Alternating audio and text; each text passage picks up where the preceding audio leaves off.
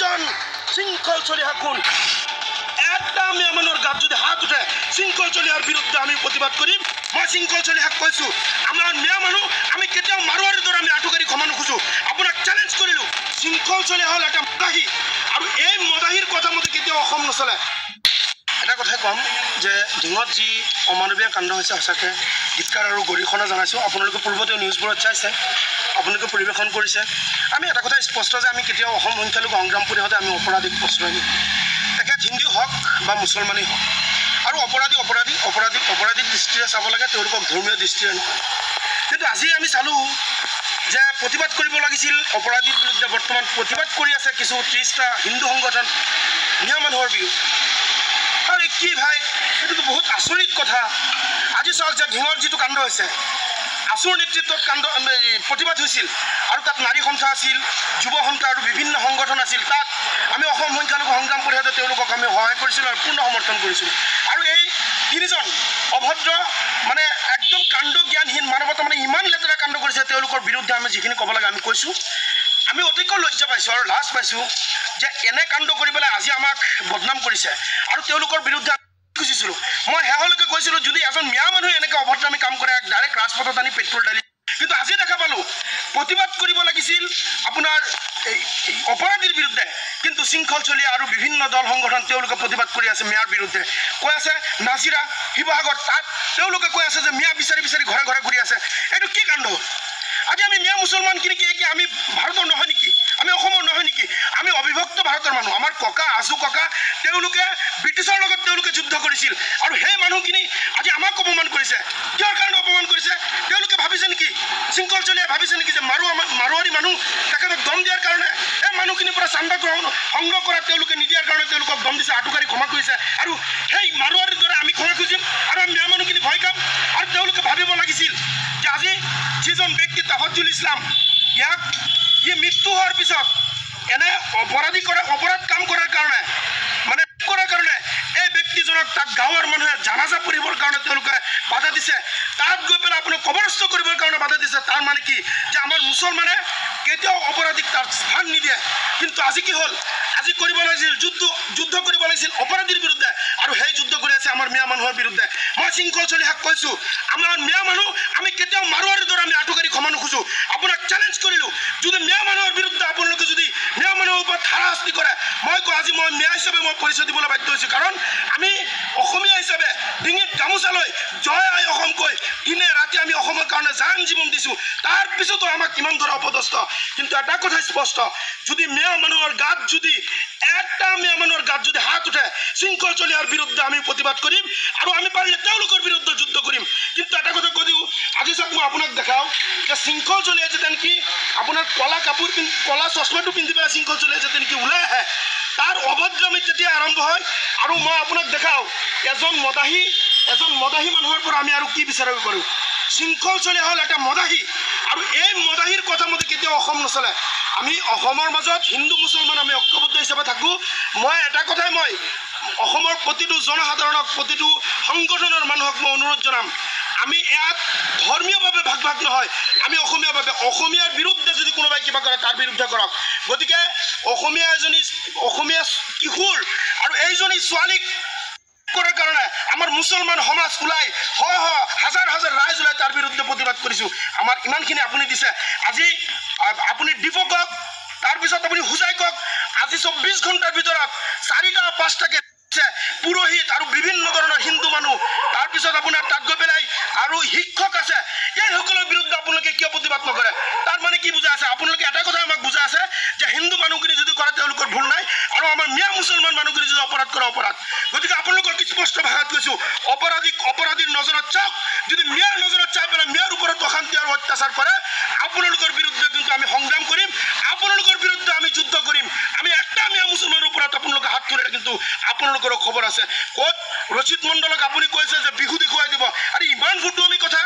এজন বিধায়কক আপুনি ভালকৈ তেওঁ কথা ক'ব নোৱাৰে তাৰ মানে কি ফটো আমি সব জেগাত নাখায় আপুনি উদ্ভণ্ডালি আপোনাৰ শিৱসাগৰত কৰক প্ৰত্যেকজন ব্যক্তিৰ কাৰণে আপুনি উদ্ভণ্ডালি নকৰিব আৰু মিয়াৰ ওপৰত যদি অত্যাচাৰ হয় নহয় আমি প্ৰত্যেকটো মিয়া আমি একগোট হৈ যাম আৰু এটা কথা স্পষ্টভাৱে কৈ আছোঁ যিসকল 5 টকীয়া টুপি পিন্ধি পেলাই গৰিয়া মানুহ আছে নহয় যিসকল 5 টকীয়া টুপি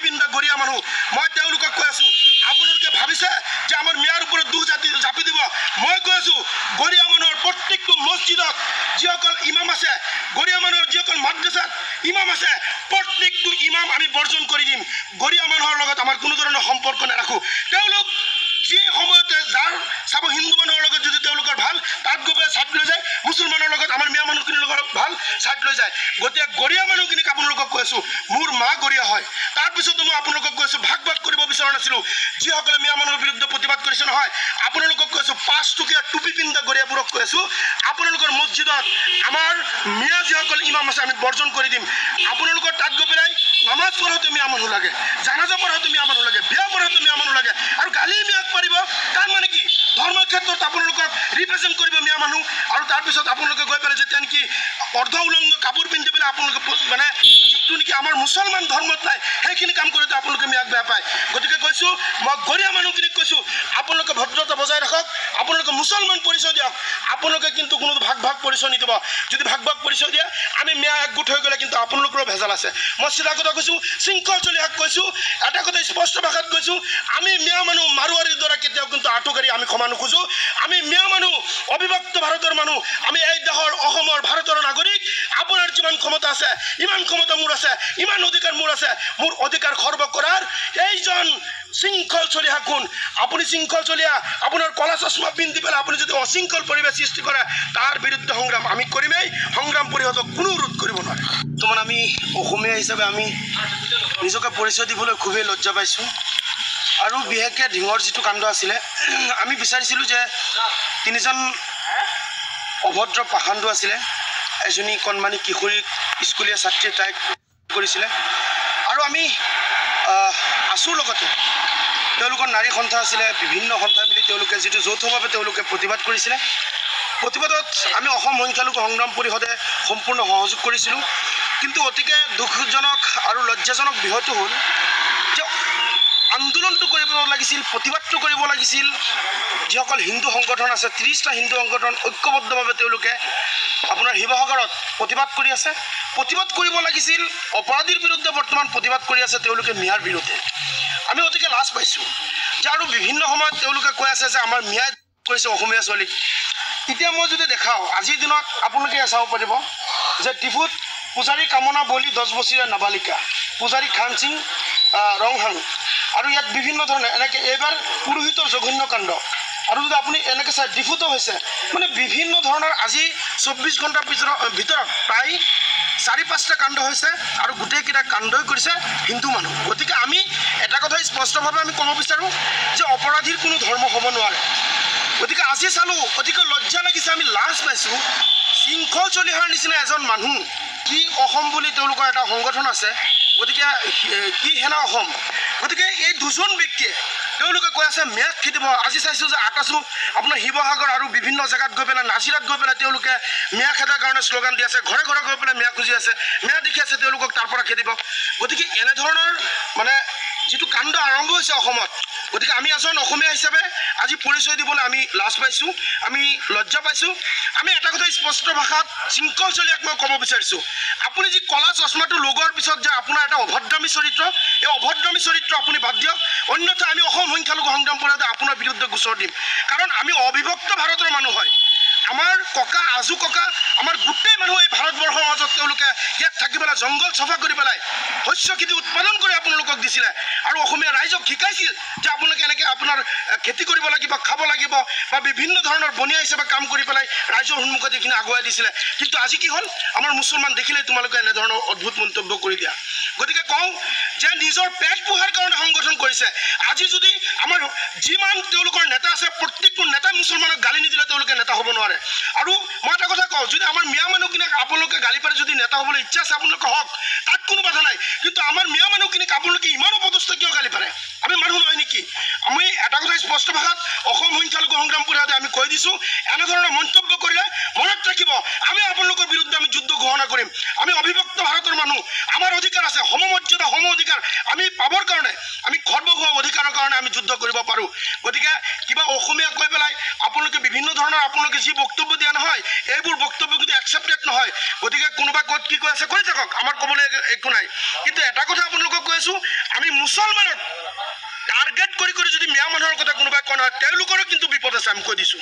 একদম হুংকাৰ দিছোঁ শৃংখল চলিহাক আপুনি এই অভদ্ৰামী ভণ্ডামী বাদ দিয়ক আপুনি জানো যদি মিয়া মানুহক গালি নিদিয়ে আপোনাৰ ৰাতি হ'লে আপোনাৰ ভোজন পূৰণ নহ'ব আৰু মিয়া মানুহক গালি দিলে যে বিজেপিৰ পৰা আপুনি ধন ঘটিব পাৰিব এইটো সঁচা কথা কিন্তু আমাৰ মিয়া মানুহখিনিক অপদস্থ কৰি অপমান কৰি পেলাই আপোনালোকে কোন যুক্তিত টকা কামাব কাৰোবাক ইনকাম কৰক আপোনালোকে সংগঠন কৰি চান্দা কৰি পেলাই ক'ত কি কৰে আৰু এটা কথা মই কৈ দিওঁ